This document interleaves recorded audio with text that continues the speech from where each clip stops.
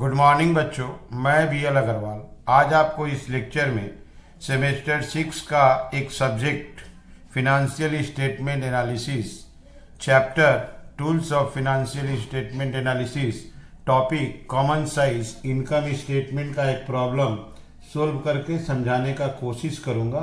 उम्मीद करूंगा आपको जरूर से जरूर समझ में आ जाएगा। ठीक है, ये रख दिया आपके सामने एक problem. From the following income statement prepare common size income statement बनाना है। ये देखिए ट्रेडिंग पीएल है, ये रहा सेल्स, रेवेन्यू फ्रॉम ऑपरेशन बोलेंगे, एक्सपेंस में cost of goods sold, office selling and distribution, add करेंगे टोटल एक्सपेंस, देन माइनस कर देंगे, प्रॉफिट आ जाएगा। बेसी आइटम नहीं है, सेल्स है, कॉस्ट ऑफ सेल है और दो एक्सपेंस है। क्लियर? यहाँ बनाना क्या हम लोग को common size income statement 13-14, 14-15, 14-15 is our current year, 13-14 will be previous year. Okay, चलिए इसका कॉमन साइज इनकम स्टेटमेंट बनाते हैं। ठीक है, ये रख दिया आपके सामने format common size income statement current year 14-15, previous year 13-14, यहीं पे बगल में परसेंटेज। सबसे पहले रेवेन्यू फ्रॉम ऑपरेशन, सेल्स को रेवेन्यू फ्रॉम ऑपरेशन बोलते हैं। तो करेंट ईयर का आपका है 2,50,000, अब प्रीवियस ईयर का है 2 लाख। ओके, तो वो आप देख लो, सेल्स को देख लो, current year 250, previous year 2 lakh. और कोई इनकम तो है नहीं, तो इसको यहीं पे एक बार प्लस कर दिया जाए।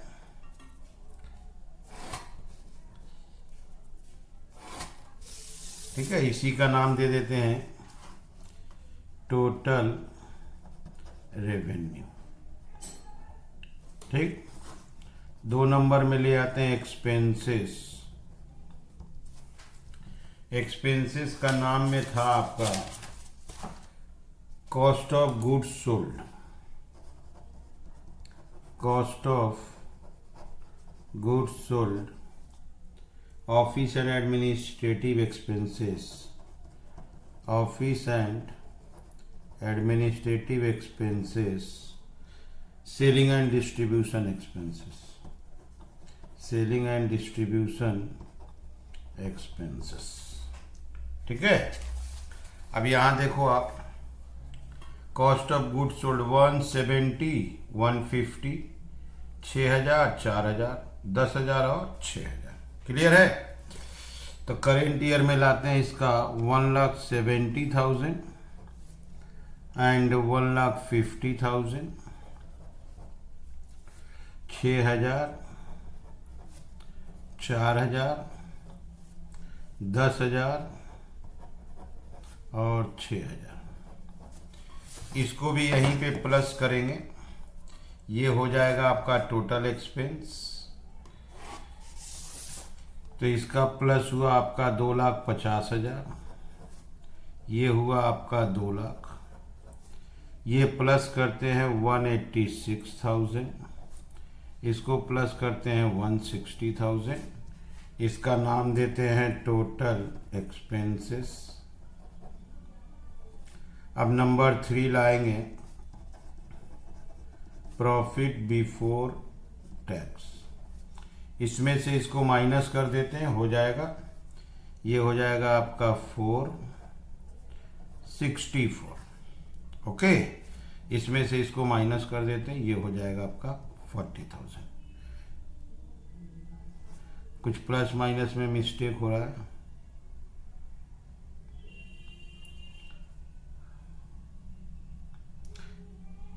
नहीं ठीक है, 64 एंड 40। ओके, कोई टैक्स वगैरह नहीं है, बस इतना ही होगा। अब परसेंटेज देखते हैं।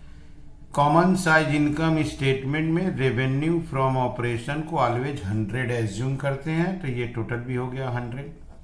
अब परसेंटेज होगा 1,70,000 को 2,50,000 से डिवाइड करेंगे। 1,70,000 divided by 2,50,000 into 100, percent will be, this will be 68। 6,000 divided by 2,50,000 into 100, 2.4। 10,000 divided by 250,000 into 100, that is 4%। इसको ऐड कर देते हैं 74.4। इसमें से इसको माइनस करके भी लिखा जा सकता है और परसेंटेज कैलकुलेट भी करके देख लेते हैं। 64,000 divided by 2,50,000 into 100, that is 25.6। ठीक है, यहां रेवेन्यू फ्रॉम ऑपरेशन को 100 लेंगे, 100 होगा। 1,50,000 डिवाइडेड बाई 2 लाख इंटू 100, 75।